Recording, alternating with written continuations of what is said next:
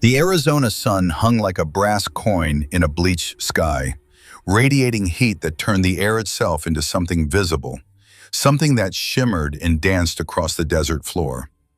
At Yuma Proving Ground, where the United States military tested weapons too powerful for anywhere else, 13 men stood in a line that stretched across the firing range like soldiers facing an invisible enemy. These weren't ordinary soldiers. These were ghosts who operated in shadows, warriors whose names appeared in classified files, but never in newspapers. 5 Navy SEAL snipers, 4 Marine Scout snipers, 2 Delta Force operators, 2 Army Rangers. Between them, they held over 200 confirmed kills across deserts in Iraq, mountains in Afghanistan, jungles in South America, where operations officially never happened. They'd come for the impossible shot challenge. The target sat 4,000 meters downrange, 2.5 miles, a steel plate measuring 24 inches square, positioned on the far side of a canyon that carved through the desert like an ancient scar. At that distance, the target appeared smaller than a postage stamp held at arm's length. The human eye could barely perceive it. The human hand, even guided by the finest rifles America could build, had never successfully struck it under combat conditions. Until today, 13 men would try. The temperature gauge outside the observation bunker read 115 degrees Fahrenheit, the kind of heat that made metal too hot to touch, that turned breathing into labor, that created optical illusions called mirages that bent light and made the world appear to melt. The wind blew cross-range at 18 miles per hour, gusting unpredictably to 25. Humidity measured 8%, so dry that lips cracked and throats burned with each breath. These were the worst possible conditions for precision shooting, which was exactly the point. Colonel Bennett Ashford stood before the assembled shooters, his uniform pressed despite the heat, his posture military perfect despite 58 years of gravity pulling at his spine. He'd spent 40 years in the Army, most of them teaching young men how to kill from distances so great the enemy never heard the shot that ended them. He believed in standards. He believed in tradition. He believed that some things should remain sacred, unchanged by the politics of a world he no longer fully recognized. "Gentlemen," Ashford began, his voice carrying the authority of 4 decades in command, "you represent the finest long-range marksmen in the United States military. Each of you has made shots in combat that most men would consider impossible. Today you face a different challenge. No enemy fire, no time pressure, just you, your rifle, and a target that has defeated every shooter who's attempted it." He paused, letting the weight of that statement settle. "The rules are simple. Each shooter receives 2 rounds, 50 caliber BMG, 750 grain Hornady AMAX. You'll use identical Macmillan TAC-50 rifles, identical Schmidt and Bender scopes. No excuses about equipment. This is pure skill against pure physics." The men nodded. They understood. At 4,000 meters, a bullet would be in flight for nearly 8 seconds. 8 seconds where Earth's rotation would push it 36 inches to the right, where wind would shove it left or right, depending on gusts no computer could predict, where gravity would pull it down over 400 feet, even as the shooter aimed high to compensate, where heat mirage would make the target appear to be somewhere it wasn't, an optical lie that fooled the eye and betrayed the mind. 8 seconds where 1,000 variables could turn a perfect shot into a failure. "One more thing," Ashford said, and something in his tone made the men look up. "We have 14 shooters today, not 13. A murmur rippled through the line.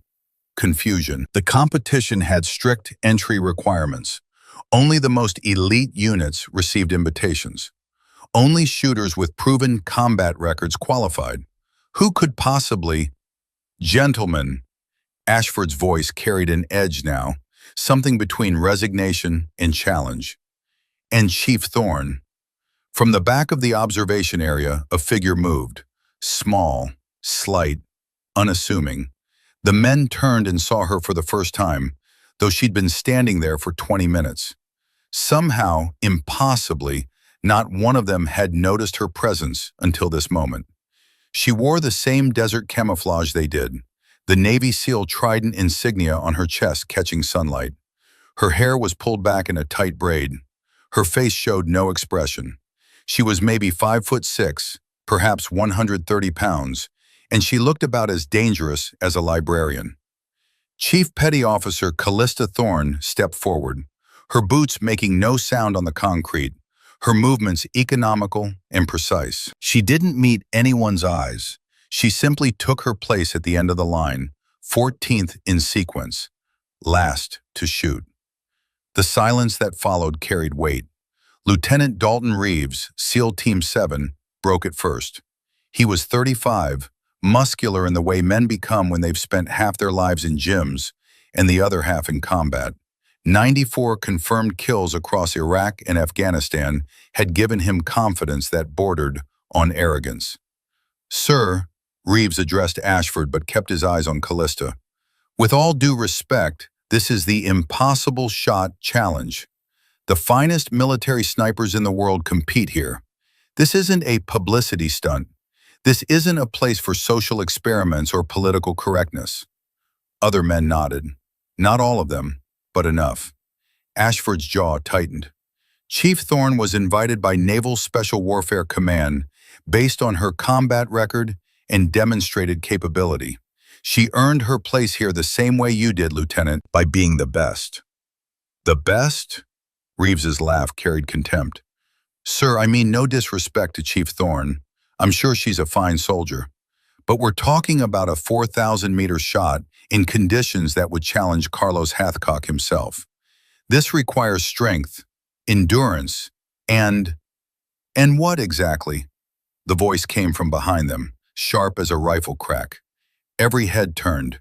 Master Chief Wyatt Garrison walked toward them with the careful gait of a man whose knees had absorbed too many parachute landings, whose back had carried too many wounded brothers, whose body kept score of every firefight over 4 decades of service. He was 67 years old. His face was leather carved by wind and sun into something resembling a topographical map of hard places. His eyes were pale blue, the color of winter sky, and when those eyes locked on Lieutenant Reeves, the younger man actually took a step backward. Wyatt wore no uniform, retired 8 months now, but everyone on that range knew exactly who he was. Bullseye Garrison, the legend, the ghost who'd operated in places that didn't exist on maps, who'd made shots that existed only in classified after-action reports. 156 confirmed kills across Grenada, Panama, the First Gulf War, and a dozen operations that never made the news. The man who'd trained 3 generations of Marine Scout snipers and SEAL team marksmen. 40 years of creating the deadliest shooters America could produce. "Master Chief," Reeves found his voice, though it lacked its earlier confidence. "I meant no disrespect. I'm simply stating the obvious physical—" "You're stating your assumptions, Lieutenant. There's a difference." Wyatt stopped 3 feet from Reeves, close enough that the younger man could smell decades of gun oil and desert sand. Chief Thorne completed 3 combat tours in Afghanistan, 71 confirmed kills. Longest shot, 2,430 meters under fire. She saved 28 SEALs from a Taliban ambush using skills you haven't learned yet and apparently lack the humility to recognize you need. I just think, then stop thinking and start watching. You might learn the difference between competence and arrogance before this day ends. Wyatt turned his back on Reeves, a gesture of dismissal that stung worse than any words. He walked to where Callista stood, reserved and still at the end of the line.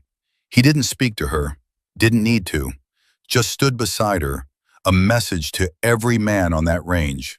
"She's mine. I trained her. Doubt her at your peril." The observation area fell into tense silence. Colonel Ashford cleared his throat. "Shooter 1, you're on the line. Let's begin." The first shooter was a SEAL Team 2 operator, 15 years in the teams, a veteran of operations across the Middle East, whose name appeared in no public records, but was whispered with respect in quiet rooms where quiet men spoke of violent work. He approached the firing line with confidence born from a decade and a half of making impossible shots. He settled behind the Macmillan TAC-50, a rifle that weighed nearly 30 pounds and fired bullets the size of a man's finger. The .50 caliber BMG round could punch through engine blocks, destroy light vehicles, and kill from distances that seemed impossible. In the right hands, it was a surgical instrument. In the wrong hands, it was just an expensive way to miss. The shooter checked his data. Wind speed at the firing line, 18 miles per hour, gusting to 22. Temperature, 115 degrees. Humidity, 8%. He consulted his Kestrel 5700 Elite weather meter, feeding data into the Applied Ballistics computer.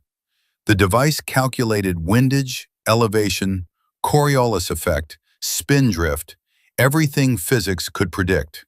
He made his adjustments, breathed, settled, squeezed. The rifle roared, a sound like a small explosion that echoed across the desert and sent ripples through the heat mirage. Through spotting scopes, observers watched the trace, the faint distortion in the air that marked the bullet's supersonic passage. 7.8 seconds later, dust erupted from the canyon wall. 4 feet left of the target. Miss. The shooter swore softly, professionally, adjusted his scope, calculated again. The wind had shifted during the bullet's flight, or maybe the mirage had fooled his eye, or maybe at 4,000 meters the margin for error was simply too small for human capability. Second shot, same careful preparation, same calculation, same controlled breathing. The rifle spoke again. This time, 2.5 feet right of target. Closer. But in precision shooting, closer meant nothing. A miss was a miss. The shooter stood, frustration evident in the set of his shoulders, and walked back to the observation area without a word. 13 men watched. 1 woman watched. Shooter 2 approached. Marine Corps, distinguished marksman, a man who'd made shots in Somalia that people still talked about in hushed tones. He used a different approach, relying on the ballistic calculator, trusting mathematics over instinct. First shot, short by 75 meters. The bullet impacted the canyon floor, sending up a plume of dust that looked like a small mortar strike. Wind changed mid-flight, the Marine muttered, making rapid adjustments. Second shot, over by 30 meters, impacting the canyon rim above the target. 2 misses, 2 failures. The pattern continued. Shooter 3, Delta Force, 20 years in special operations. 2 misses, 1 left, 1 right, separated by 6 feet of empty air. Shooter 4, Army Ranger, veteran of more firefights than he could count. 2 misses, both short, gravity winning the fight against trajectory. Shooter 5, SEAL Team 6, a man whose face was literally classified. 2 misses, close enough to make hearts race, far enough to make hearts sink. One by one, the finest military snipers in America faced the 4,000-meter shot. One by one, they failed. Not from lack of skill, not from poor equipment, but because at that distance, in those conditions, the universe itself seemed to conspire against success. Wind that shifted between measurement and impact. Heat mirage that bent light and lied about target location. The Earth's rotation, invisible but inexorable, pushing bullets sideways through space. Wyatt watched each attempt with the analytical eye of a man who'd spent 40 years teaching this craft. Beside him, Callista stood motionless. She wasn't watching the target. Her eyes tracked other things. The way sand lifted and swirled in patterns across the desert floor. The way heat shimmer created layers in the air like stratified glass. The way distant canyon walls absorbed and radiated thermal energy. The way light refracted through air masses of different temperatures. She was reading a language the others didn't speak.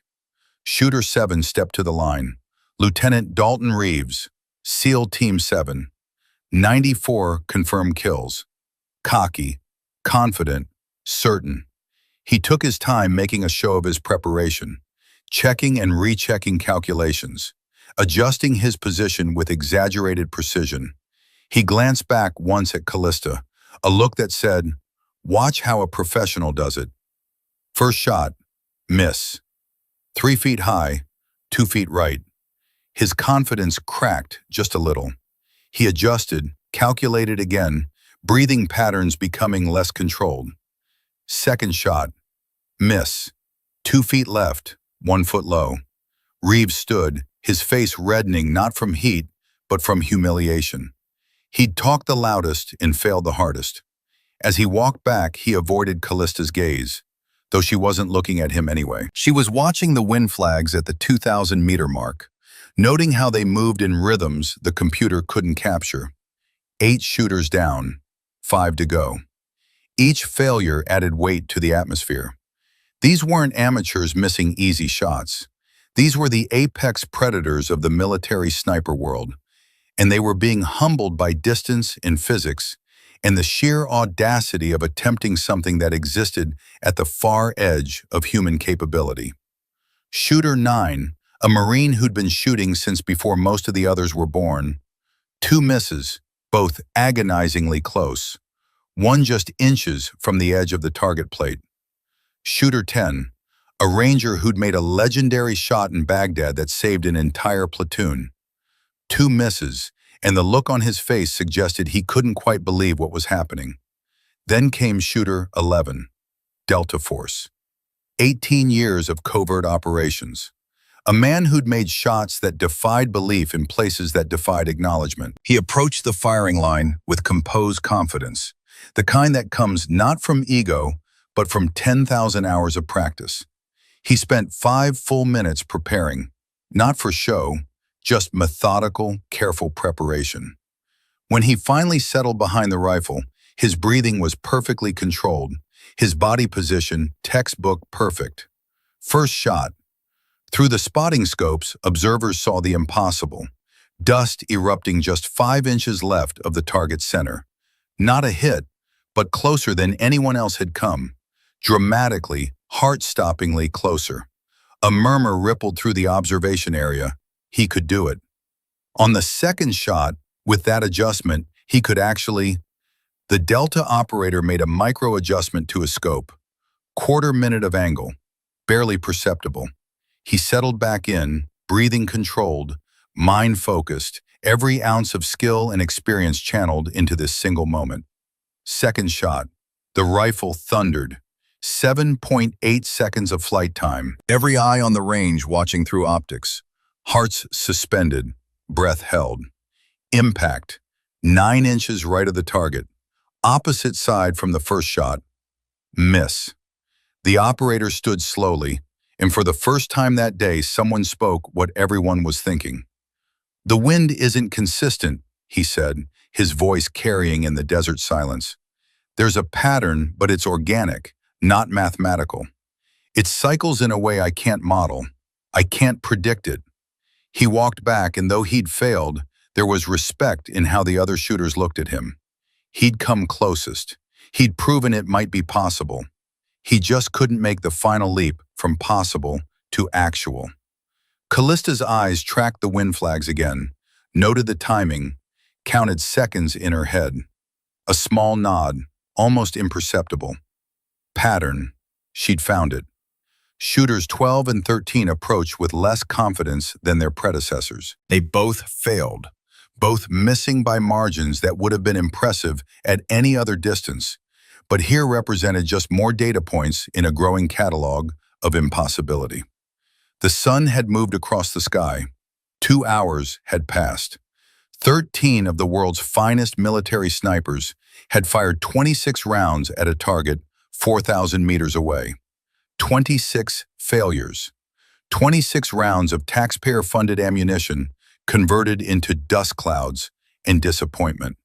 The atmosphere hung heavy with frustration and wounded pride.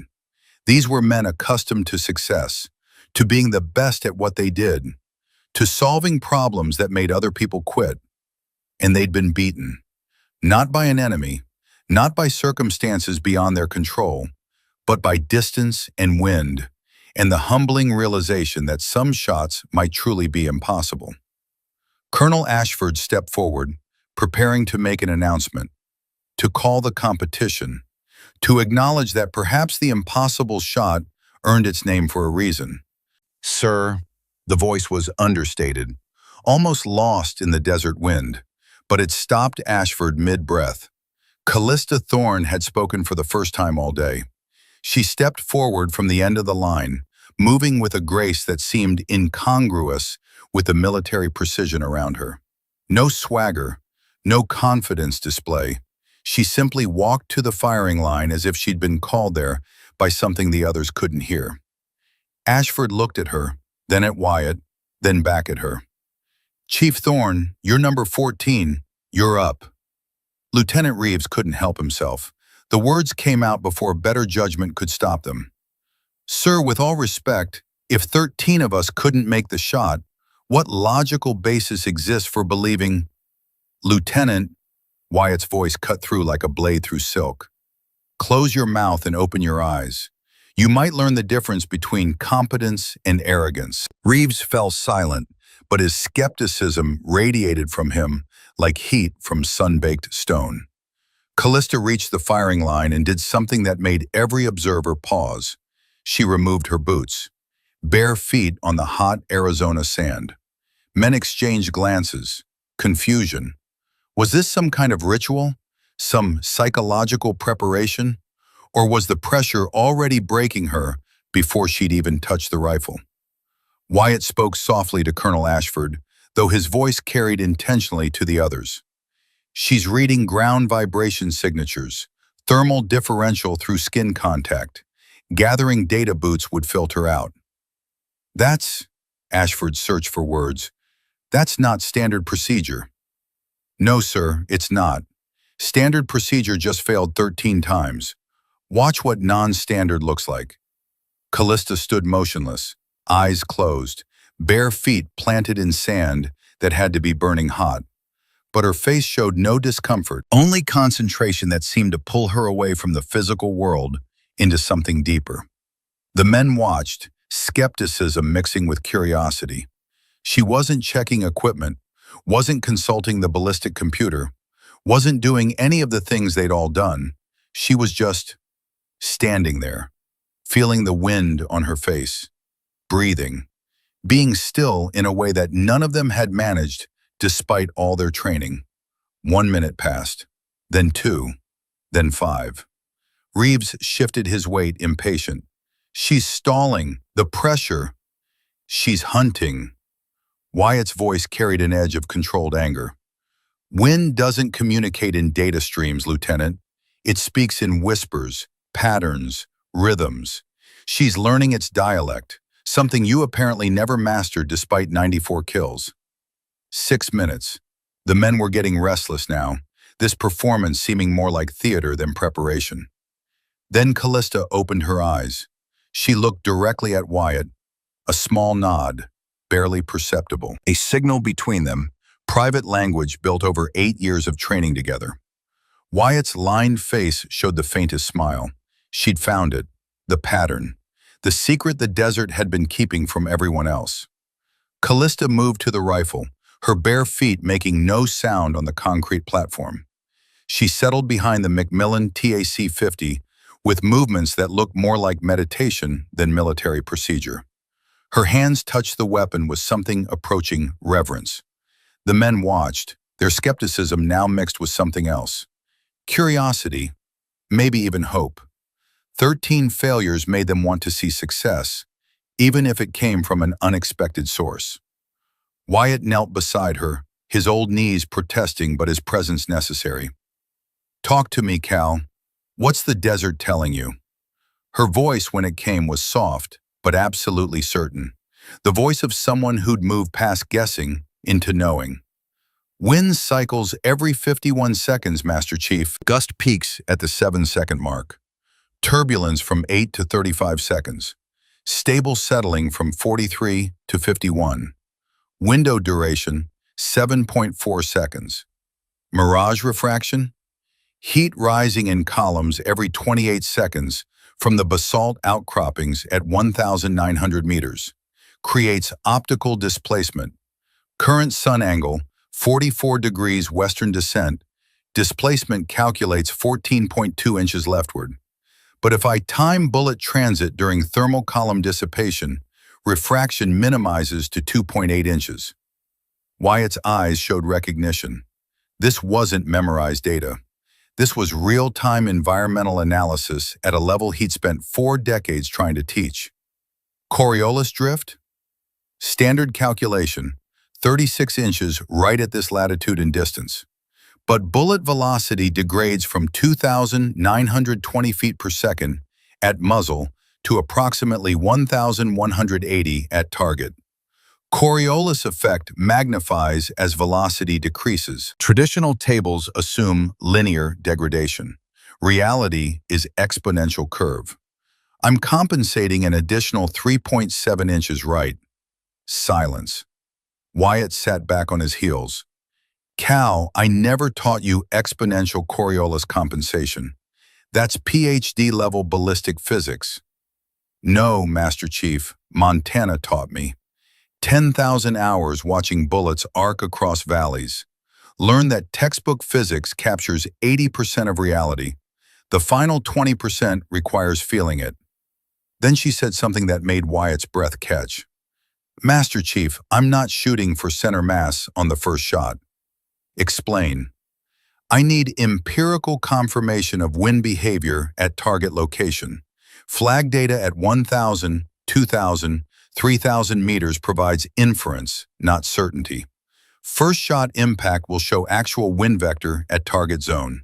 No sensor provides that data. First shot is reconnaissance. Wyatt understood immediately. You're going to intentionally miss, to guarantee the second shot hits. Yes, Master Chief. Colonel Ashford had been listening.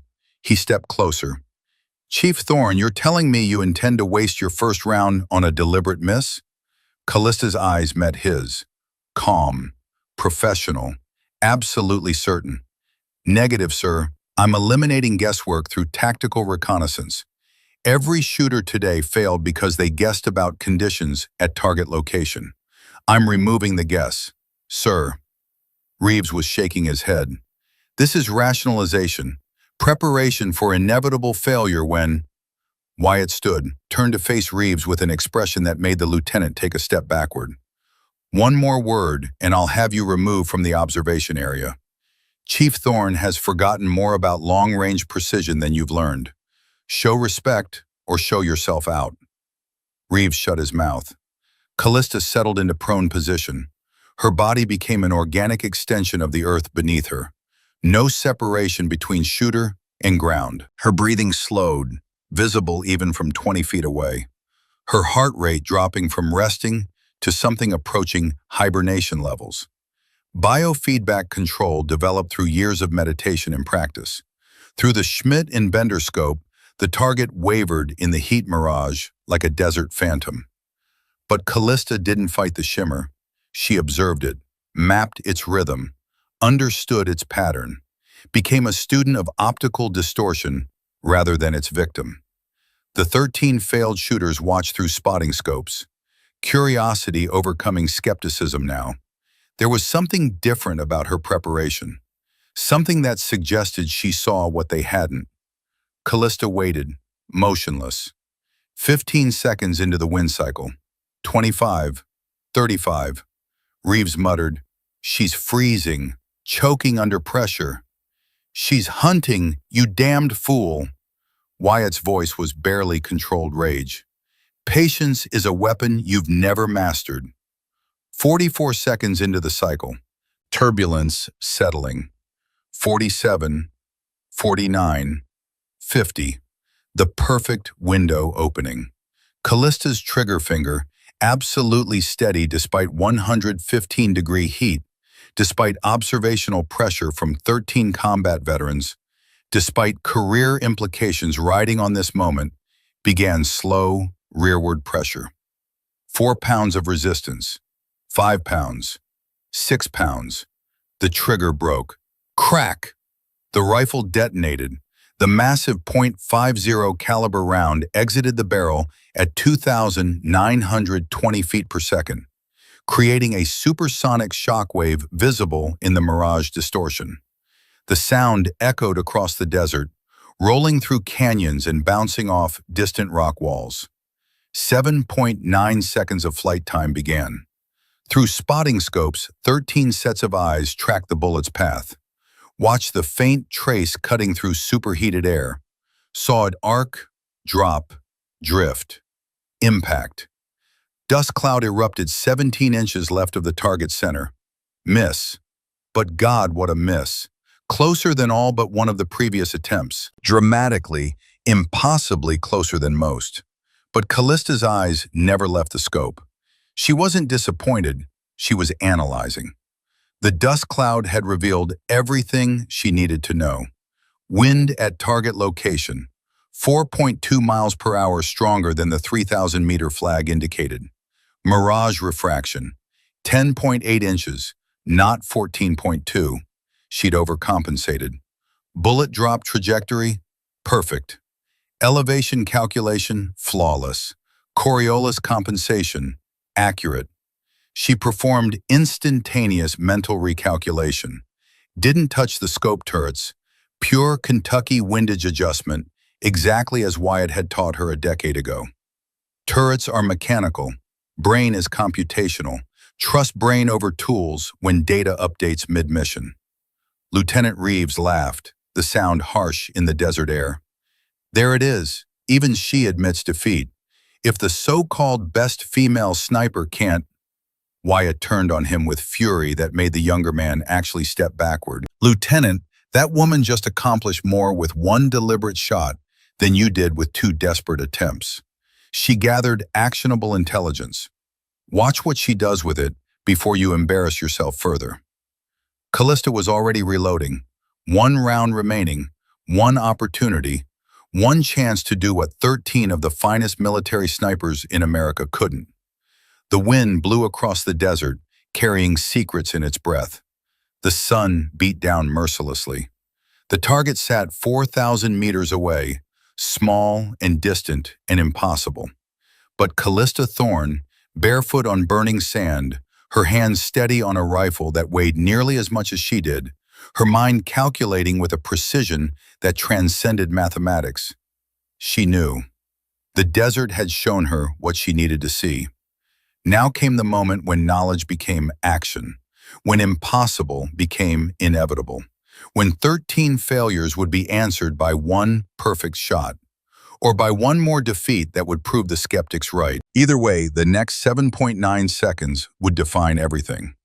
Callista's hands moved with practiced economy, loading the second round into the chamber with movements so smooth they seemed rehearsed 1,000 times. Because they had been. 12,000 times across training ranges and combat zones, in mountains and deserts and places between, where the line between practice and survival blurred into nothing. 1 cartridge remained, 750 grains of copper-jacketed lead waiting to fly faster than sound, to fight wind and gravity and the rotation of the earth itself. 1 chance to prove that the first shot hadn't been failure, but foundation.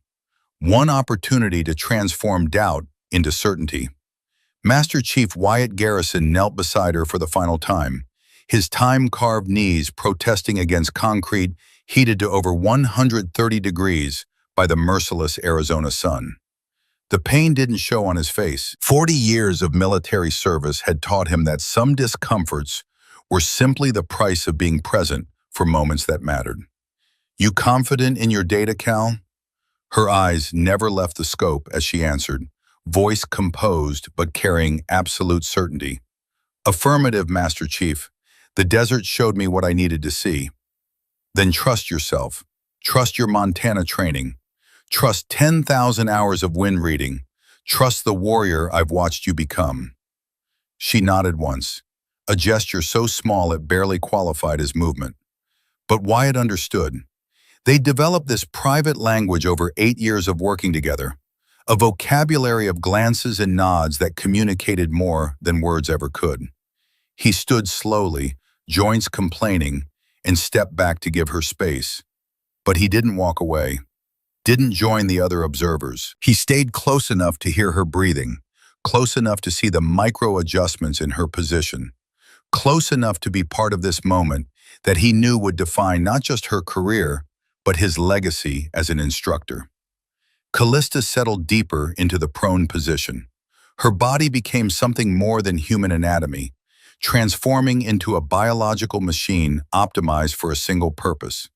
Hips aligned with spine, left leg extended straight, right knee bent slightly for stability, left hand supporting the rifle's forend, right hand wrapped around the pistol grip with exactly enough pressure to control without tension. The mental adjustments had already been calculated, processed in the seconds after her first shot's impact. Numbers that would have required computer assistance for anyone else flowed through her mind like water finding its level. Windage compensation. Add 4.2 miles per hour to account for target location differential. 8.3 inches additional right hold. Mirage refraction. Reduced from 14.2 inches to 10.8. 3.4 inches less left compensation. Coriolis drift. Maintain the 39.7-inch right drift calculation. First shot had proven it accurate. Elevation. Perfect on the reconnaissance shot. No change required. Combined adjustment. Aim point now 19.7 inches right of center, 1.8 inches high. The numbers settled into her consciousness not as abstract mathematics, but as physical reality. She could see the bullet's path before it happened. Visualize the arc and drift and drop as clearly as if the trajectory had already been drawn in the air with luminescent paint. Her breathing cycle initiated. 4 deep breaths to oxygenate blood, to settle her nervous system, to transition from normal human physiology into something approaching suspended animation. Then the combat breathing pattern Wyatt had drilled into her until it became as automatic as heartbeat. Inhale for 4 seconds, hold for 2, exhale for 6. The extended exhale triggered the parasympathetic nervous system, lowering heart rate, steadying tremors, creating the internal stillness required for precision at this distance. Through the scope, the world contracted to a circle of magnified reality. The target wavered in the heat mirage, appearing to float and shift like something seen through troubled water. But Callista had learned long ago not to fight the distortion. Instead, she incorporated it into her calculations, understanding that the shimmer followed patterns as predictable as tides if you watched long enough to learn its rhythm. She was waiting for the wind cycle, counting seconds in her head with the precision of an atomic clock. 10 seconds since the last gust peak, 20 seconds, 30. Behind her, the 13 failed shooters watched through spotting scopes and binoculars, their earlier skepticism beginning to transform into something else. Curiosity, respect, maybe even hope that someone, anyone, could succeed where they'd all failed. Lieutenant Dalton Reeves stood apart from the others, arms crossed, jaw clenched. He'd talked the loudest and failed the hardest, and now he watched this composed woman prepare for a shot with methods that seemed more mystical than military. Part of him wanted her to fail, to prove his assumptions correct. But another part, the part that had survived 4 combat tours by recognizing competence when he saw it, whispered that he was about to witness something he'd never seen before. Colonel Bennett Ashford checked his watch without really seeing the time. 2 hours and 17 minutes since the competition began. 26 rounds fired, 26 failures. The heat had climbed even higher, if such a thing were possible. The wind had grown more erratic, gusting now to 27 miles per hour before dying to 15, creating chaos in the air that made precision shooting feel like throwing dice. But Callista seemed unaffected by the deteriorating conditions. She existed in a state of focus so complete, it appeared transcendent, as if she'd left normal consciousness behind and entered some other realm where only the shot existed. 40 seconds into the wind cycle, the gust had peaked 7 seconds in, exactly as she'd predicted. Turbulence from 8 to 35 seconds, exactly as modeled. Now the settling phase, when the chaotic air smoothed itself into something approaching predictability. 44 seconds. Her finger rested on the trigger with pressure so light it barely registered. Wyatt had taught her that the perfect trigger pull should surprise the shooter. That conscious decision to fire introduced tension that degraded accuracy. The trigger should break like glass under steady pressure, the shot happening almost without volition. 47 seconds. Through the mirage, the target appeared to dance and shimmer, but Callista's eyes tracked not the target itself, but the heat signatures around it. Understanding that where the target appeared to be and where it actually existed were two different things separated by inches that meant everything. 49 seconds. Perfect stillness settling over the desert. Even the sound of wind seemed to pause, as if the landscape itself held its breath. 50 seconds. The optimal window opening. 7.4 seconds of relative atmospheric stability before the cycle reset and chaos resumed. Then something changed. An unexpected gust hit at 46 seconds into what should have been the stable phase. 5 seconds early. An anomaly that violated the pattern she'd observed for 95 minutes. A lesser shooter would have panicked, aborted, started the cycle over. Callista adjusted, real-time recalculation flowing through her mind faster than conscious thought. Early gust meant the next cycle was beginning 5 seconds ahead of schedule. Patterns shifted but remained predictable. New stable window would occur from 46 to 53 seconds from current timestamp. Her finger pressure on the trigger relaxed infinitesimally. Waiting. Patience transforming from virtue into weapon. Wyatt watched her trigger discipline with something approaching wonder. In 4 decades of training snipers, teaching men to control their breathing and heartbeat, and the tiny muscular tremors that turned perfect shots into near misses, he'd never witnessed this level of adaptive control. She wasn't following a checklist or executing a procedure.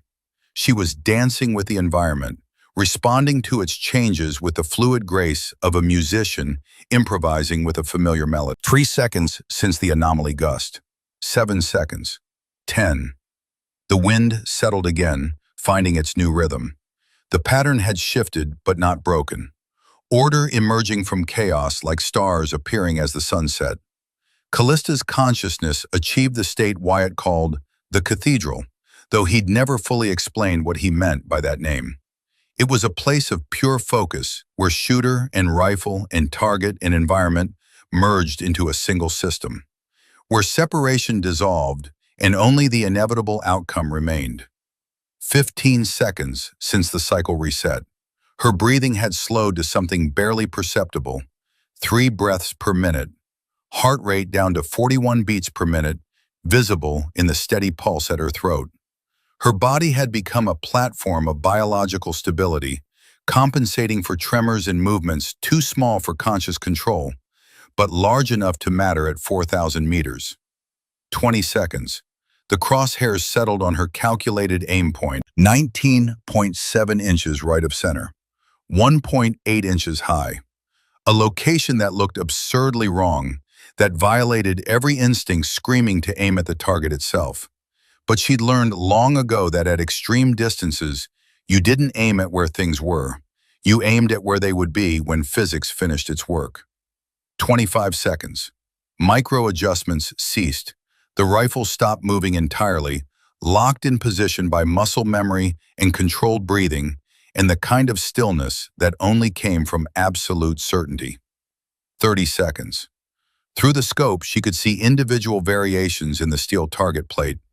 Slight discoloration where other bullets had impacted over years of competitions. Scratches and dents that told stories of near misses and direct hits from previous challenges. The metal appeared to shimmer in the heat, but she'd learned to see through the distortion to the solid reality beneath. 35 seconds. Her world had narrowed to 3 elements: the crosshairs, the aim point, the space between them that would determine success or failure. 40 seconds. Breath control reaching the critical moment. Half exhale, then respiratory pause, the moment between breaths when the body achieved maximum stillness. 44 seconds, the optimal window opening for the second time. 7.4 seconds of relative stability in an atmosphere of chaos. Her trigger finger began its final journey, pressure building with glacial slowness. 4 pounds. 4.5. 5. The world seemed to slow down, time itself becoming elastic and stretched. She was aware of everything simultaneously. The heat radiating from sand beneath her body, the weight of the rifle against her shoulder, Wyatt's breathing behind her, the tension radiating from 13 observers who'd become invested in this shot, despite themselves. The wind's whisper across her bare neck, the sun's pressure on her back. 5.5 pressure, trigger pressure. And in her mind, she saw the bullet's path before it happened. Visualized the trajectory as clearly as if she were watching slow-motion footage of something that had already occurred. Saw the round exit the barrel, stabilizing as the rifling imparted spin. Saw it arc upward against gravity, climbing nearly 8 feet above line of sight before beginning its descent. Saw it drift right as the Coriolis effect and wind combined to push it laterally. Saw it slow as air resistance bled velocity. Saw it drop as gravity exerted its inexorable pull. Saw it impact exactly where she knew it would. 6 pounds. The trigger broke. The rifle roared to life, a sound like the world cracking open. The massive .50 caliber round erupted from the barrel at 2,920 feet per second, creating a pressure wave that rippled the mirage and sent a small cloud of dust billowing from the muzzle brake. The recoil slammed into Callista's shoulder with force that would have bruised lesser shooters, but her body absorbed it like a shock absorber, years of training having taught her muscles exactly how to distribute the impact. And then the waiting began.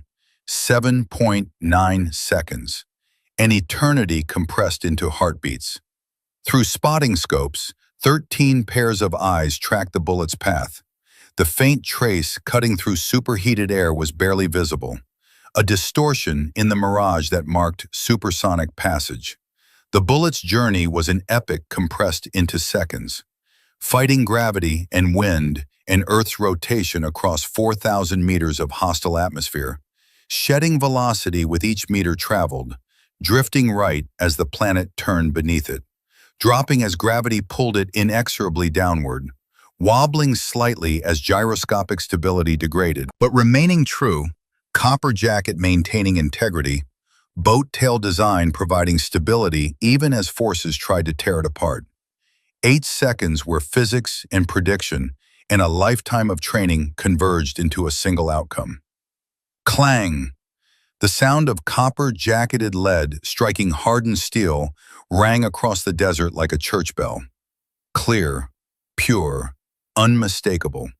Through 13 spotting scopes, 13 combat veterans saw the same image simultaneously. Impact, dead center, perfect hit. For 3 seconds, absolute silence ruled the desert. Not even the wind dared make sound. Then chaos erupted. Men leaped to their feet, scopes dropping, voices rising in disbelief and amazement, and the kind of raw excitement that came from witnessing something that shouldn't have been possible. She did it. Holy God, she actually did it. Dead center. I saw it. Perfect hit. That's impossible. That's literally impossible. No one makes that shot. No one. Lieutenant Reeves stood frozen, his face drained of color, his spotting scope still locked on the target, as if he couldn't quite believe what he'd seen. His mouth opened and closed without sound, words failing him for perhaps the first time in his adult life. Colonel Ashford lowered his binoculars slowly, his expression transformed from professional observation into something approaching wonder. In 40 years of military service, he'd seen remarkable shooting. He'd witnessed legendary marksmen make shots that defied odds. But this was something else entirely. Wyatt Garrison didn't move, didn't celebrate. He simply watched Callista, who remained in prone position, calmly clearing her rifle with the mechanical precision of someone performing a routine task, as if she just completed a standard qualification exercise instead of accomplishing something only a handful of people on Earth could claim. Her face showed no triumph, no excitement, just the understated satisfaction of someone who'd known the outcome before the trigger broke, who'd seen the future and simply waited for reality to catch up. She engaged the rifle's safety, removed the magazine, locked the bolt back to verify the chamber was clear. Each movement deliberate and proper, following the protocols drilled into her through thousands of hours of training.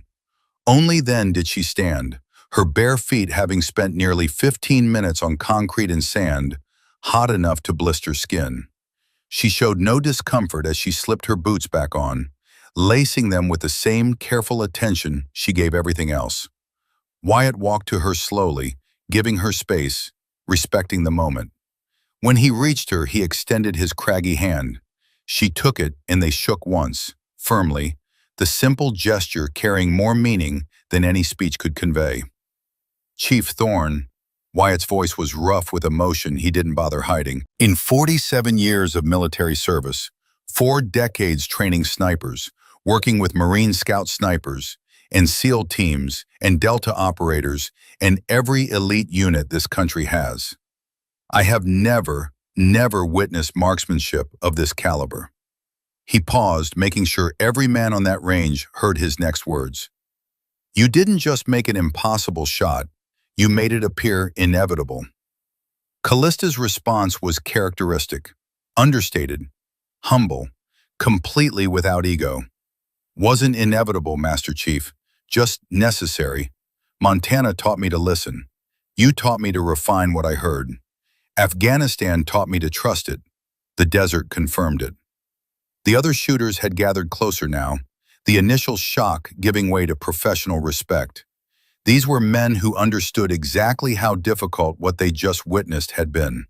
They'd each attempted the same shot with the same equipment under the same conditions. They knew the margins for error, the countless variables, the sheer audacity of attempting something at the edge of human capability. And they'd all failed where she'd succeeded. A Marine Scout sniper, gray-haired and veteran at 52, spoke first. Ma'am, I've been shooting for 30 years, combat in 3 different wars. I thought I understood wind reading, but what you just did, the way you waited for the pattern, adjusted for the anomaly gust, that was something I've never seen. A SEAL Team 6 operator, whose name was classified but whose reputation wasn't, nodded slowly. The reconnaissance shot, using the first round to gather target location data. That's tactical genius. Why didn't any of us think of that? Because you were trying to succeed on the first shot, Callista answered simply. I accepted that learning was more valuable than guessing. 2 shots with better information beats 2 shots with the same incomplete data. Colonel Ashford approached, his earlier skepticism completely absent. Chief Thorne, I owe you an apology, a profound one. I harbored reservations about women in Tier 1 sniper roles, questioned whether physical differences would create capability gaps. He paused, choosing his words carefully. You didn't merely belong in this competition. You dominated it. You achieved what 13 world-class operators couldn't accomplish. You've proven that capability transcends gender, that skill is measured in performance, not assumptions. Callista met his eyes directly. Sir, with respect, they're exceptional shooters. Each possesses capabilities I lack in specific domains. I had situational advantages, childhood developing wind-reading intuition in Montana wilderness. They have different advantages. Urban combat experience I'm still learning. Mechanical aptitude with equipment I don't match. Tactical innovations I study. She gestured to encompass the other shooters. This wasn't about validating gender in combat roles, sir. This was about matching the right skill set to the right challenge. Today's conditions favored my particular strengths. Tomorrow's challenges might favor theirs. That's why we train diverse capabilities across the force. The professionalism of her response, The complete absence of triumph or ego did more to earn respect than the shot itself had. Lieutenant Reeves stepped forward, and every eye turned to him. He'd been the loudest skeptic, the harshest critic. What he said now would matter. His face showed the struggle between pride and integrity. For a long moment he said nothing. Then something shifted in his expression. The arrogance drained away, replaced by something harder to maintain but more valuable. Humility. "Ma'am, Chief Thorne." His voice was steady but reserved. "I was disrespectful, dismissive. I made assumptions based on prejudice instead of evidence. You demonstrated mastery that humbles me. I have 94 confirmed combat kills, and I couldn't make that shot. You're operating at a level I didn't know existed." He paused, then continued with obvious difficulty but complete sincerity. "I was wrong. About you. About what I thought defined capability. You're not just a good shooter, you're one of the finest I've ever seen. And I need to learn from that instead of resenting it." Callista nodded, accepting the apology without making him feel smaller for offering it. "Lieutenant, you'll make shots I can't. We all have strengths. The key is recognizing them in ourselves and others." Then she did something unexpected. She smiled. Small, brief, but genuine. "Besides, you made me angry enough with your doubt that I really wanted to prove you wrong. So thank you for the motivation." Surprised laughter rippled through the group, breaking the tension. Even Reeves managed a rueful smile. One of the Delta operators spoke up. "Chief, can I ask about the wind pattern? You said you found a 51-second cycle. How? I watched those flags for 20 minutes and saw only random variation." Callista considered how to explain something that felt more intuitive than analytical. "I stopped watching the flags and started watching the consequences of wind. How sand moved across the desert floor, how heat shimmer layered in the air, how shadows shifted on the canyon wall. The flags showed wind at their location, but wind is three-dimensional, affected by terrain and thermal dynamics." She pointed toward the distant canyon. "That western wall heats in the sun, creates rising columns of air. Those columns circle back as the heated air cools and descends. Creates a cycle driven by geology and thermodynamics, not random atmospheric variation. Once I saw the pattern, I just had to time the shot to the stable phase." "Just had to," the Delta operator repeated, shaking his head. "You make it sound simple." "The principle is simple," Callista replied. "The execution requires patience. Most shooters want to shoot. I learned to want to wait until shooting becomes inevitable." Wyatt listened to her explain, pride evident on his veteran face. This was what he'd tried to teach for 40 years. The difference between mechanical skill and warrior wisdom. The patience to observe instead of the impulse to act. The humility to learn from environment instead of the arrogance to dominate it. She'd absorbed the lessons better than he'd taught them. Colonel Ashford checked his watch, then raised his voice to address the entire group. "Gentlemen, Chief Thorne, this concludes the Impossible Shot Challenge. I think we can all agree that impossible is simply another word for not yet accomplished." He turned to Callista. "Chief Thorne, your performance today has implications beyond competition.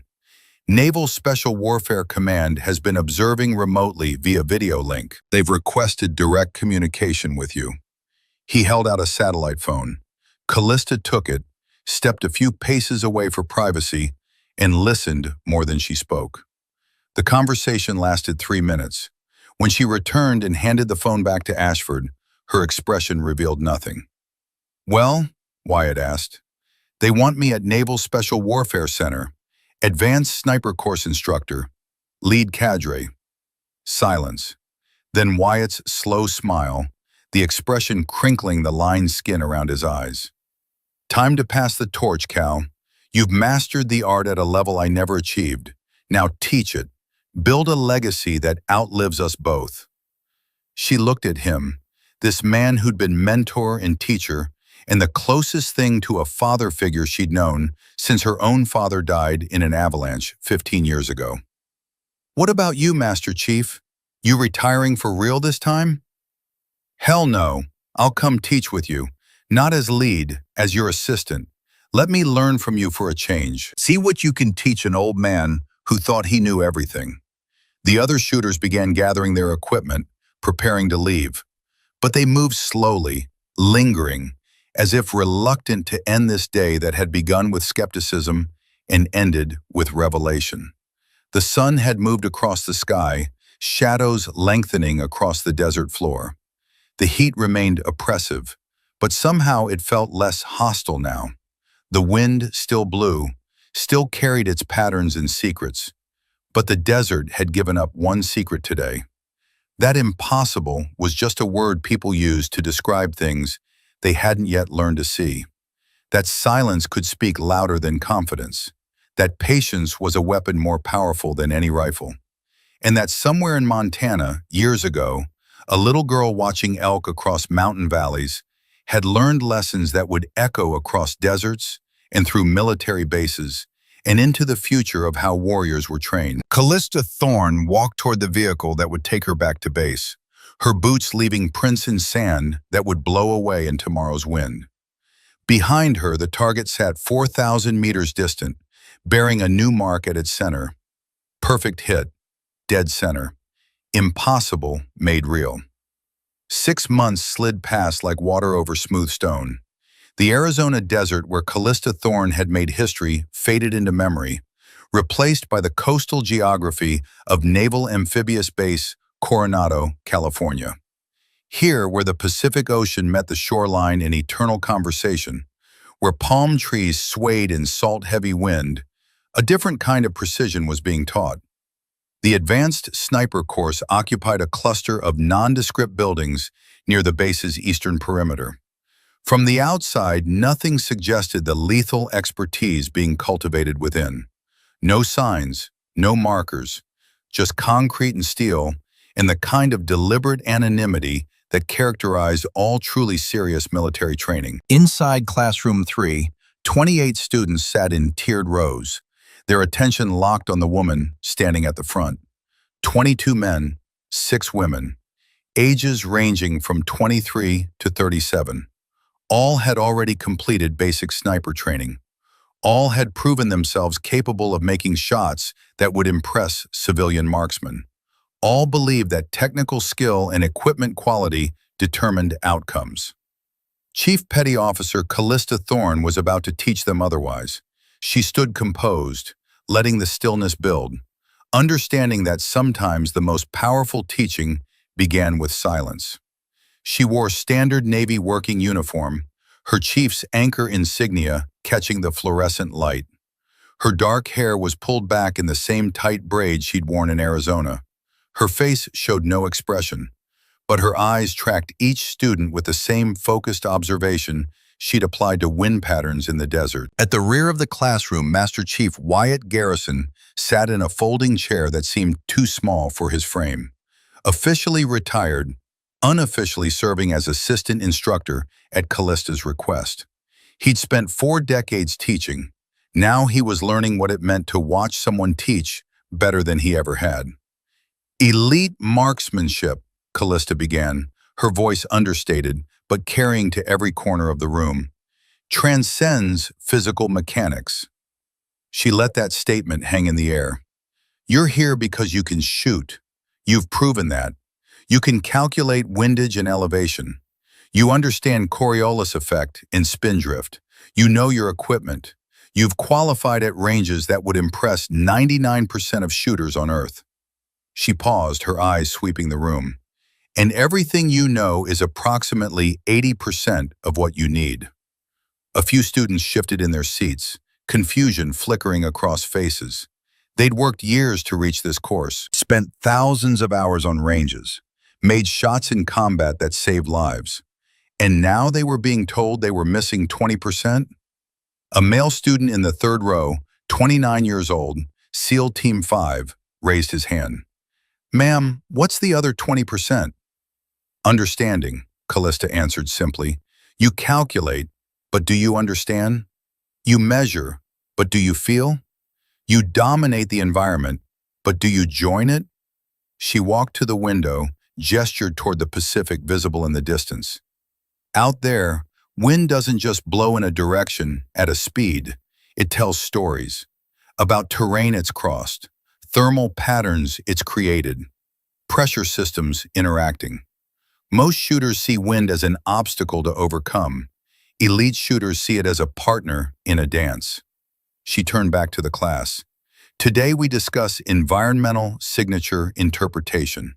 Not just reading data, but understanding what the data means. Not just measuring conditions, but predicting how conditions will change between trigger pull and impact. Another student, female, 26, Marine Corps Scout sniper, spoke without raising her hand. The informality was intentional, encouraged. This wasn't basic. These were professionals learning from professionals. Chief Thorne, the ballistic computers calculate all those factors: wind, temperature, humidity. They give us firing solutions accurate to the limits of their programming, Callista interrupted gently, which assumes static conditions, linear changes, predictable patterns. The computer tells you what should happen based on the data you feed it. But what happens when conditions change during the bullet's flight? What happens when the pattern isn't linear? She pulled up a video on the classroom projector, footage from Yuma, the 13 failed attempts, then her successful shot. The students had all seen it, the video having gone viral within military sniper communities, though it wasn't publicly released. "Watch Shooter 7, Callista said as the video played. "Excellent technique, perfect fundamentals. He uses top-tier ballistic calculator, feeds it accurate data, and he misses by 3 feet. The students watched the shot, saw the dust cloud erupt well left of target. "Now watch what I do differently." The video showed her removing boots, standing barefoot for 6 minutes, eyes closed. Some students smiled, remembering their own skepticism when they'd first seen this footage. "I'm not meditating," Callista said. "I'm gathering data the computer can't access. Ground vibration, thermal differential through skin contact. But more importantly, I'm observing patterns over time. 6 minutes of observation gave me information 6 seconds of measurement couldn't provide." She paused the video.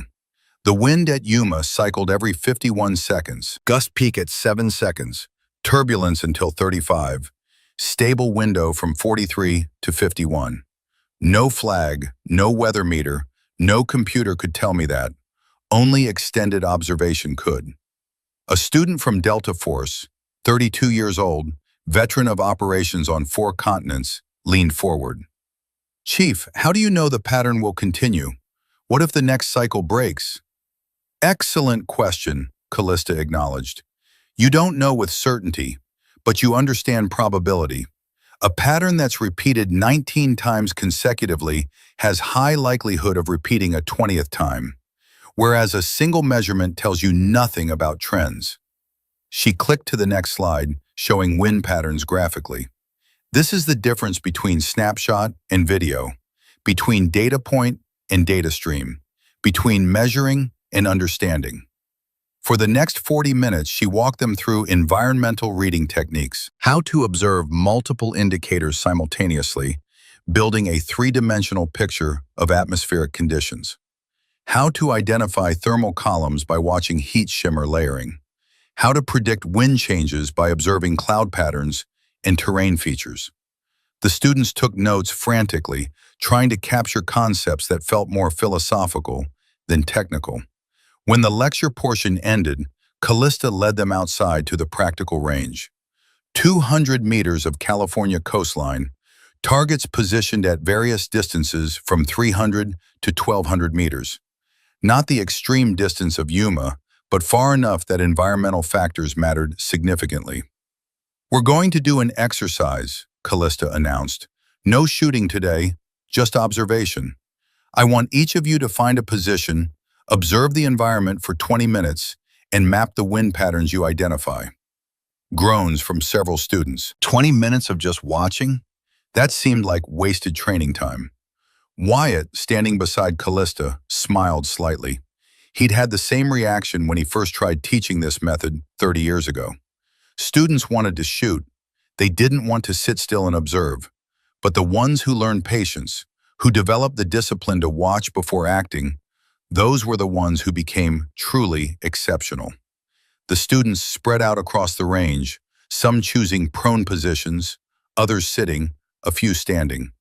Callista walked among them in silence, observing how they observed. Most watched the wind flags. A few checked weather meters repeatedly. Almost none watched the environment itself.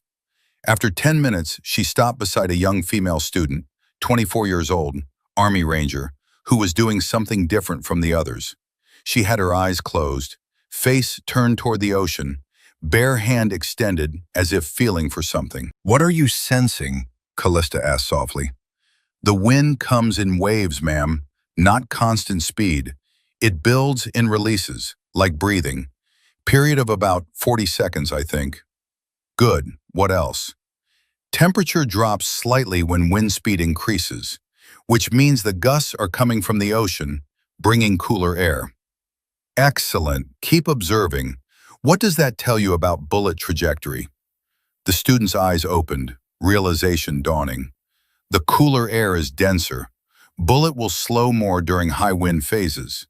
So wind drift and air density changes are correlated, not independent variables. Callista nodded. "Now you're understanding instead of just measuring. The computer treats wind and air density as separate inputs, but they're connected. Understanding that connection lets you predict combined effects the calculator can't." She moved on, stopping beside a male student who was checking his Kestrel weather meter every 30 seconds, logging data obsessively. "What have you learned?" Callista asked. "Wind varying between 8 and 14 miles per hour, ma'am. Average 10.7. Temperature 72 degrees. Humidity 61%. "Those are measurements. What have you learned?" The student looked confused. "That's the data, ma'am. For a shot at 800 meters, I'd need to—" "You'd need to guess," Callista interrupted, "because you're assuming the conditions you're measuring here will be identical at the target location 800 meters away. Will they be?" Silence. "Look at the terrain between here and the 800-meter marker. What do you see?" The student studied the landscape. "There's a small ridge at about 400 meters, some vegetation. The target is closer to the water. So wind coming off the ocean will be affected by that ridge, might create eddy currents. The vegetation will slow ground-level wind, but not wind at bullet height. And proximity to water means different thermal effects at the target than at your position." Understanding flickered across the student's face. "So my measurements here don't tell me what's happening there." Exactly, which is why observation of the environment beats measurement of your immediate location. Watch how the vegetation moves at different distances. Watch how heat shimmer behaves near the target versus near you. Build a picture of the entire battlefield, not just your position. The 20 minutes concluded. Callista gathered the students back together. Who identified a repeating pattern in wind behavior? 3 hands rose.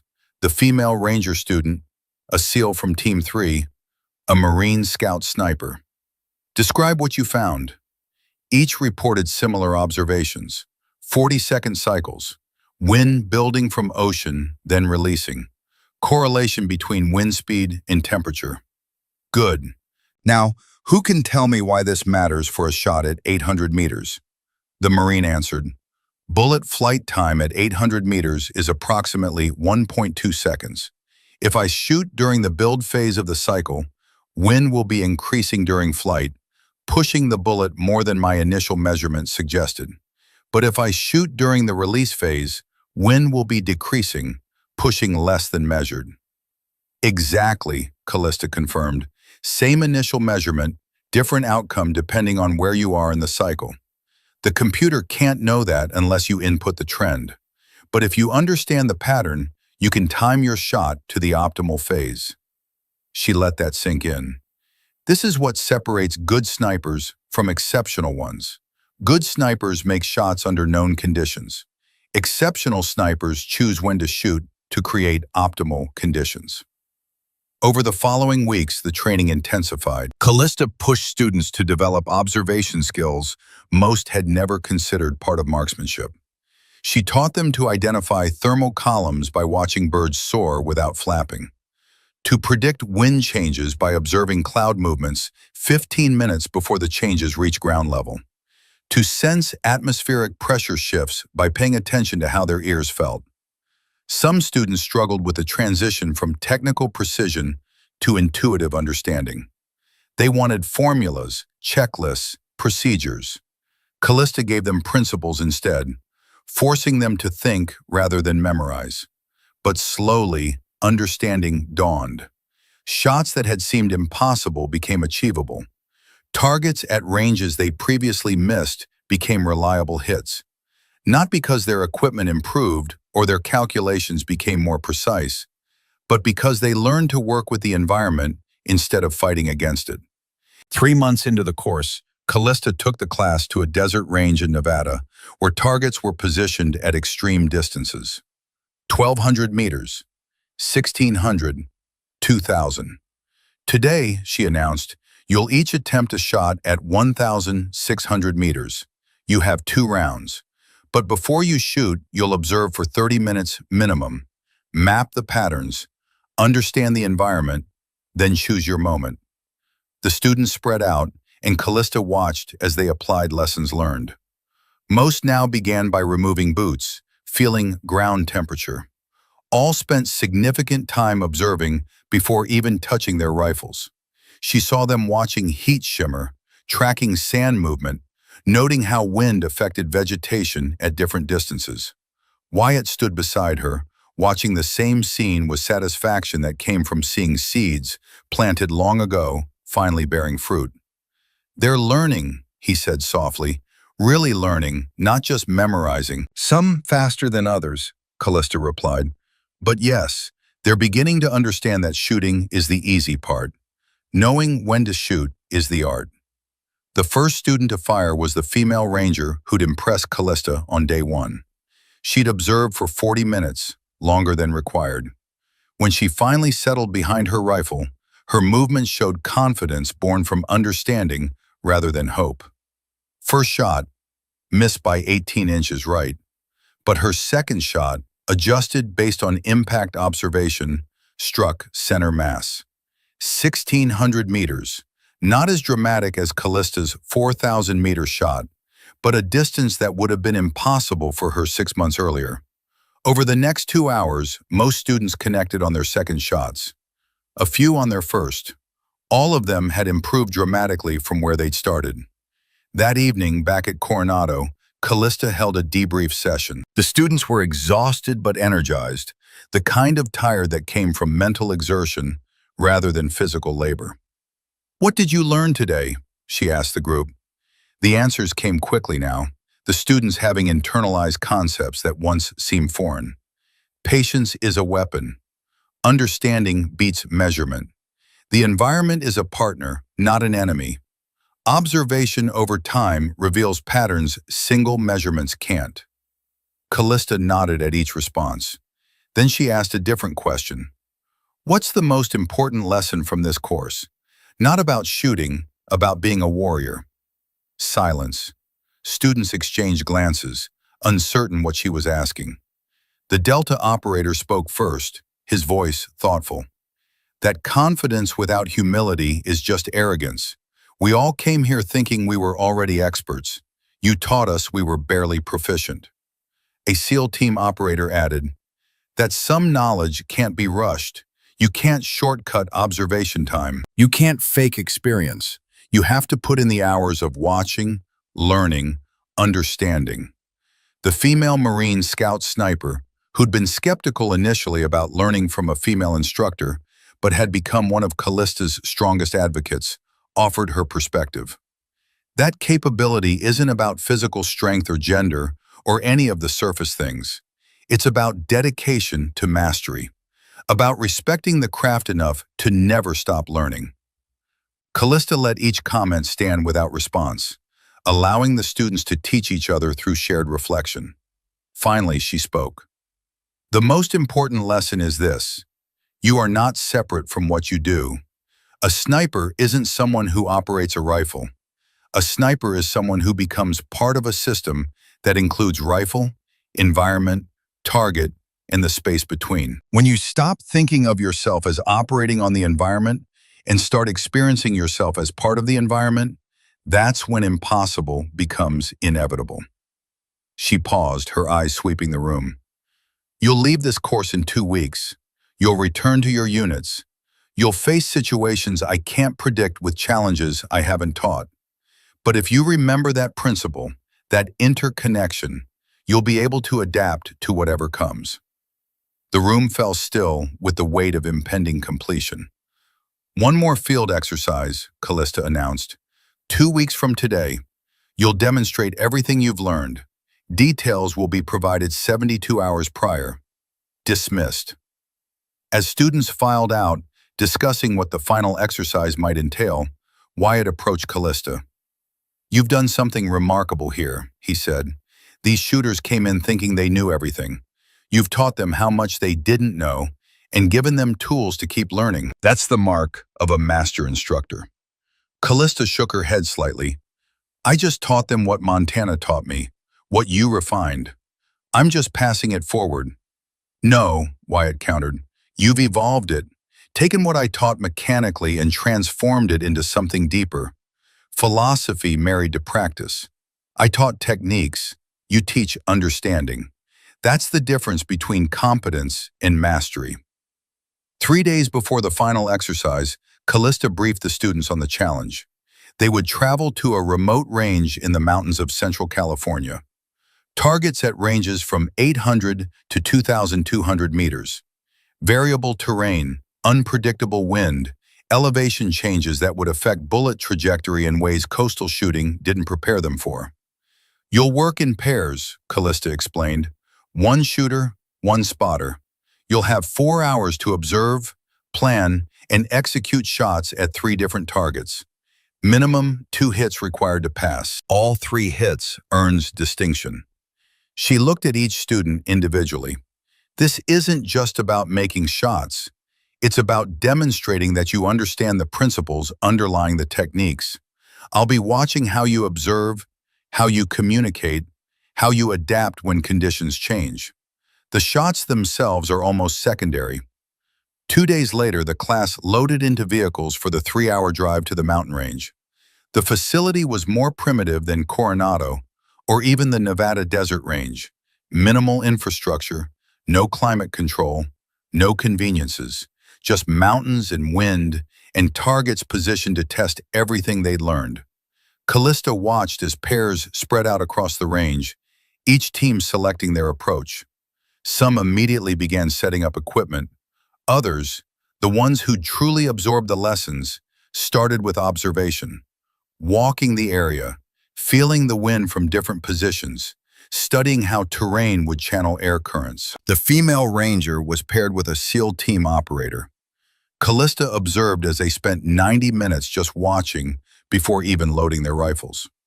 They identified wind patterns, thermal effects from sun-heated rocks, how elevation changes created vertical air currents that would affect bullet drop calculations. When they finally shot, first target at 1,100 meters, the ranger missed by 6 inches right. But her spotter, the SEAL, had watched the impact and provided adjustment. Second shot, center mass hit. They moved to the second target, 1,600 meters, elevated 40 feet above their position. More observation. Discussion about how the elevation change would interact with wind coming up the mountain slope. The SEAL shot this time. First round missed by 8 inches high. Adjustment. Second round, hit. Third target, 2,200 meters, the longest shot any of them had attempted. The target sat across a valley, terrain creating complex air currents that would be nearly impossible to predict without extensive observation. They spent 2 hours on this target, watching, discussing. Wyatt, observing from a distance with Callista, smiled as he watched them map wind patterns using debris thrown into the air, observing how it traveled at different altitudes and distances. Finally, they were ready. The Ranger would shoot. She settled into position, her spotter beside her providing environmental updates. She waited through 3 wind cycles, timing her shot to the optimal phase. First shot, missed by 14 inches left. But the miss provided data. Wind at target location was stronger than predicted. She adjusted, adding compensation. Waited for the next optimal window. Second shot, 7 seconds of flight time. Both shooter and spotter holding breath, watching through optics. Impact, 4 inches from center. Close enough to count as hit by the scoring criteria. The pair celebrated with a restrained fist bump. Professional satisfaction at having accomplished something that would have been impossible 6 months earlier. Across the range, similar scenes played out. Not every team succeeded. 3 pairs failed to achieve minimum hits, but most demonstrated competence that exceeded what Callista had expected. As the sun began setting, painting the mountains in orange and gold, teams packed equipment and returned to the assembly area, tired but accomplished, humbled but confident in their growth. Callista stood before them one final time as their instructor. Tomorrow you graduate this course. You'll receive certificates that qualify you for advanced sniper roles. But the real qualification isn't the paper, it's what you've internalized. The understanding that precision shooting is as much art as science. That patience is power. That observation reveals what measurement cannot. She paused, her voice softening slightly. I know some of you came here skeptical about learning from a female instructor, wondering what someone my size could teach about long-range shooting. That skepticism was honest, if misguided. I hope you leave understanding that capability has nothing to do with gender or physical size. It's about dedication to mastery, about respecting your craft enough to never stop learning. The male student who'd questioned the 20% concept on day 1 raised his hand. Chief Thorne, can I say something? She nodded. Ma'am, I came here thinking I was already an expert. 3 combat tours, hundreds of shots, qualifications that put me in the top percentile. I thought this course would just formalize what I already knew. He paused, emotion evident in his voice. You taught me I was barely competent, that I'd been succeeding through luck and favorable conditions as much as skill. You didn't just teach me to shoot better, you taught me to think differently, to see differently, to be a different kind of warrior. He looked around at his classmates. I think I speak for most of us when I say we came here as shooters. We're leaving as snipers. And that transformation came from the best instructor any of us have ever had, regardless of gender. Heads nodded throughout the group. Even the few students who'd never fully overcome their initial skepticism showed respect in their expressions. Callista accepted the sentiment with characteristic humility. Thank you, but remember, I'm just passing forward what was given to me. By Master Chief Garrison, by instructors before him, by the mountains of Montana that taught me patience, by combat deployments that taught me consequences. You'll pass this forward too. To the snipers you'll train, formally or informally. That's how warrior wisdom survives, through transmission across generations. The formal graduation ceremony the next day was brief and professional. Certificates awarded, qualifications recorded. But the real transformation had already occurred over months of training that reshaped how these warriors understood their craft. As students departed, returning to their units across the military, several approached Callista privately to express gratitude. The female Marine Scout sniper spoke for many. Chief, I came here facing doubts from my unit about whether women could perform at this level. Your example, your teaching, gave me more than technical skills. You gave me proof that excellence is genderless, that respect is earned through competence, not granted through identity. Callista smiled. Use that proof wisely, not to prove others wrong, but to prove capability right. Be so good they can't ignore you, then teach others to do the same. 1 month after graduation, Callista sat in her office at Naval Special Warfare Center, reviewing after-action reports from graduates now deployed. The results were remarkable. Shot success rates had increased across the board. More importantly, reports indicated these snipers were training others in their units, spreading the principles Callista had taught. Wyatt entered without knocking, a privilege of decades of friendship. "Got a message you should see," he said, handing her a tablet. The email was from Naval Special Warfare Command. Brief and direct. "Chief Thorne, your advanced sniper course has produced measurable improvement in operational effectiveness. NSWC is expanding the program. You will lead curriculum development for all NSW sniper training going forward. Effective immediately, you are promoted to Senior Chief Petty Officer. Congratulations. Your impact extends far beyond individual students." Callista read it twice, then looked up at Wyatt. Senior Chief at 28. That's unprecedented. "So was a 4,000-meter shot in Yuma conditions," Wyatt replied. "You've earned this, Cal. Not through that one shot, though that certainly got attention, but through months of proving you're not just an exceptional shooter, but an exceptional teacher. You're building the next generation of snipers to be better than we ever were." She set the tablet down, processing the news. Promotion meant more responsibility, more visibility, more pressure, but also more opportunity to influence how warriors were trained. "What would you do?" she asked Wyatt. "I'd remember why you're doing this, not for rank, not for recognition, but because you understand something important that needs to be passed forward. You've proven that the old way of teaching, mechanical and rigid, leaves capability untapped. Your way, integrating intuition with analysis, observation with calculation, produces better results." He paused. "I'd also remember that not everyone will appreciate your methods. Traditional instructors will resist. Old school commanders will question. You'll face skepticism all over again, just at a higher level. But you've already proven you know how to handle doubt." Callista nodded slowly. "By being too competent to ignore." Exactly. 2 weeks later, she stood before a conference room full of senior sniper instructors from across Naval Special Warfare. Master Chiefs and Senior Chiefs, men who'd been teaching for decades, gathered to hear about curriculum changes they hadn't requested and didn't particularly want. The atmosphere was cool, professional but skeptical. These were men who'd trained thousands of snipers, using methods proven over decades. And now a 28-year-old woman was going to tell them how to do their jobs differently. Callista began without preamble. The current sniper curriculum produces competent shooters.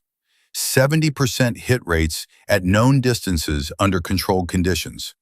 That's good, but combat isn't controlled conditions. Enemy snipers don't allow you to measure wind for 5 minutes. Targets don't wait while you consult ballistic calculators. She pulled up statistics on the screen. Our shooters' success rates drop to 42% when conditions differ from training environments, when wind is variable, when terrain creates complex air currents, when time pressure prevents careful measurement. A Master Chief in the front row, 61 years old, veteran of more combat than most in the room combined, spoke up. "And you think you can improve on 40 years of proven training methodology?" Callista met his eyes directly. "Yes, Master Chief, not by replacing fundamentals, but by adding principles of adaptive thinking. Teaching shooters to understand environments, not just measure them. To observe patterns over time instead of relying on single measurements. To develop intuition that supplements calculation." Another instructor: "That sounds like mystical nonsense. Shooting is physics and mathematics." "Agreed," Callista responded. "But physics and mathematics assume perfect information. In combat, information is imperfect, incomplete, rapidly changing. Intuition developed through extensive observation fills the gaps that formulas can't." She clicked to video of the Yuma shot. "This is me making a 4,000-meter shot after 13 elite snipers failed. I didn't use better equipment, didn't have superior calculations. I used extended observation to identify patterns their single measurements couldn't reveal. That's not mysticism. That's empirical data collection over time versus isolated data points. The room watched the video in silence. Most had seen it before, but watching it together, in this context, carried different weight. The proposed curriculum changes don't eliminate current training, Callista continued. They supplement it, adding modules on pattern recognition, extended observation techniques, environmental systems thinking. Based on pilot testing with my recent class, these additions improve variable condition hit rates from 42% to 67%. She let that number sink in. That's 25% improvement in operational effectiveness, which translates to missions succeeding that previously would have failed, lives saved that would have been lost.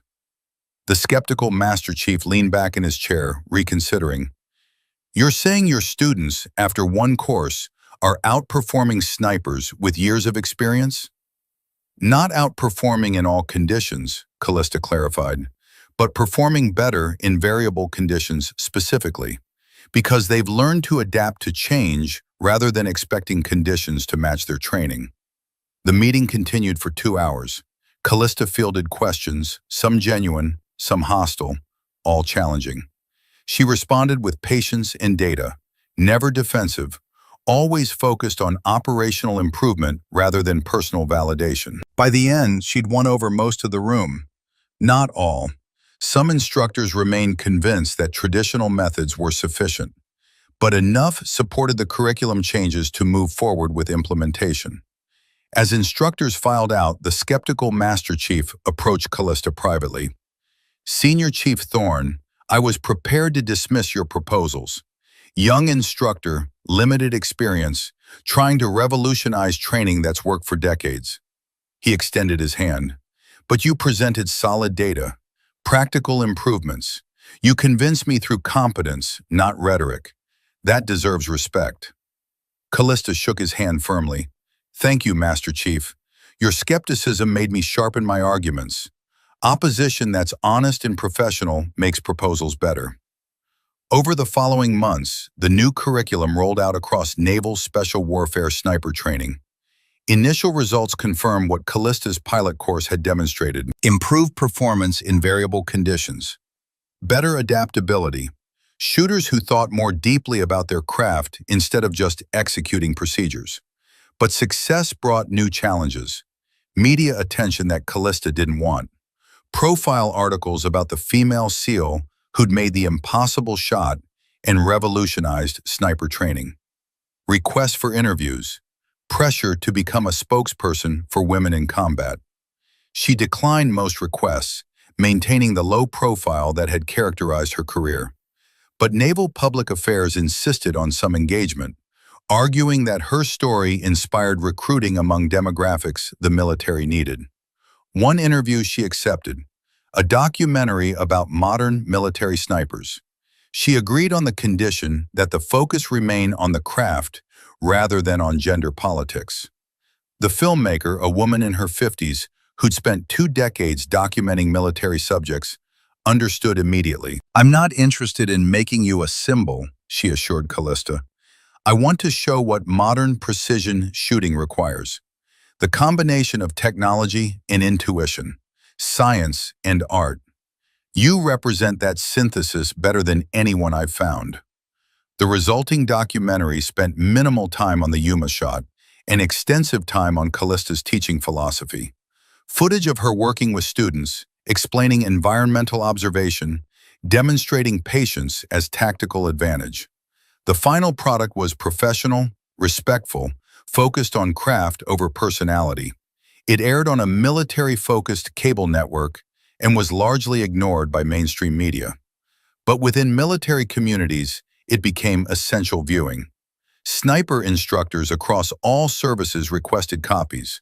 International military partners inquired about training exchanges. The reserved woman from Montana, who'd learned to read wind and mountain valleys, had become, despite her preference for anonymity, an influential voice in how modern snipers were trained. One evening, 18 months after the Yuma shot, Callista sat on the beach at Coronado, watching the sun set over the Pacific. The water was calm, waves rolling in with a patient rhythm that had continued for millennia before human observation and would continue long after. Wyatt approached from behind, his footsteps audible on the sand despite decades of training in silent movement. He sat beside her without speaking, content to watch the ocean in companionable silence. Finally, Callista spoke. "Do you ever wonder if we're making it too complicated? Teaching all these observation techniques, pattern recognition, environmental systems thinking? Maybe shooting should just be shooting." Wyatt considered the question seriously. "I used to think that. For 30 years, I taught mechanical precision, formulas, procedures, checklists, produced competent snipers, thousands of them." He paused, watching a seagull hover in the ocean wind, making micro-adjustments to maintain position. "But you taught me that competence isn't the same as mastery, that there's a level beyond following procedures, where shooters understand why the procedures work and can adapt when procedures don't fit the situation. That's not making it complicated, that's revealing the complexity that was always there." Callista smiled slightly. "When did the student become the teacher?" "The day you made a shot I couldn't have made and explained it in ways I couldn't have articulated. Teaching isn't about age or rank, it's about understanding. You understand something I spent 40 years studying without fully grasping." They sat in comfortable silence as the sun touched the horizon, painting the sky in shades of orange and gold that reminded Callista of Montana sunsets watched from mountain ridges after successful hunts. "I got another message from NSWC today," she said softly. "They want me to develop curriculum for other specialties beyond sniping, applying the same principles to breaching, medical, communications. The idea that technical skill supplemented by intuitive understanding produces better operators." "And?" Wyatt prompted. "And I'm concerned about scope creep. I'm a sniper, that's what I know. I'm not qualified to redesign all special operations training." "True," Wyatt agreed, "but you're qualified to teach the underlying principle. That observation over time reveals patterns, that patience is power, that understanding beats measurement. Those principles apply beyond sniping." He stood, joints protesting slightly. "Besides, you're not redesigning training alone. You'd be collaborating with subject matter experts in each field. Your contribution is the methodology of developing intuitive understanding alongside technical proficiency. They provide domain expertise. You provide learning framework." Callista remained seated, watching the last sliver of sun disappear below the horizon. Wyatt was right. The principles she'd learned in Montana, refined in combat, and formalized in teaching applied broadly. But accepting broader responsibility meant less time actually shooting, less time in the field, more time in conference rooms and curriculum development meetings. "What would you do?" she asked. "I'd remember that impact can be measured in different ways. One exceptional sniper making perfect shots affects missions that sniper participates in. But one exceptional teacher developing hundreds of exceptional snipers affects hundreds of missions. And teaching teachers who develop thousands of snipers affects thousands of missions." He started walking back toward base. "Your Yuma shot will be remembered for years, but your teaching will influence warfare for decades. Choose which legacy matters more." Callista stood, brushing sand from her uniform. Tomorrow would bring the NSWC leadership meeting about expanding the curriculum. Next week, she'd observe a graduate conducting sniper operations in Syria via satellite feed. That graduate was the female ranger from her first class. Yesterday, she'd made an 1,847-meter shot in Aleppo, saved 6 Marines pinned by enemy fire. The after-action report specifically mentioned how she'd spent 40 minutes observing wind patterns before taking the shot, timing it to the optimal phase of the cycle she'd identified, just as Callista had taught her. The reports were coming in from across the force now. Graduates applying the teachings, making shots they couldn't have made before, training others. The ripple spreading outward like waves from a stone dropped in still water. Wyatt was right. One perfect shot defined a moment. But teaching defined generations. She walked back toward base, boots leaving prints in sand that tonight's tide would erase. Behind her, the Pacific whispered its eternal rhythms. Ahead, the lights of NSW Center glowed against the darkening sky. Somewhere a student was learning to listen to wind instead of fighting it, learning that patience was a weapon, learning that impossible was just a word for things not yet understood. The woman from Montana who'd learned to speak the language of wind and stone and silent spaces had found her voice. Not in speaking louder, but in teaching others to hear what she'd always heard. In showing them that the greatest warriors weren't those who dominated their environment, but those who became part of it. In proving that silence could teach more than any shout. And in that teaching, in that patient transmission of wisdom from one generation to the next, she'd accomplished something more lasting than any single perfect shot could ever be. She changed how warriors learn to see the world. And in changing that, she changed the future of warfare itself.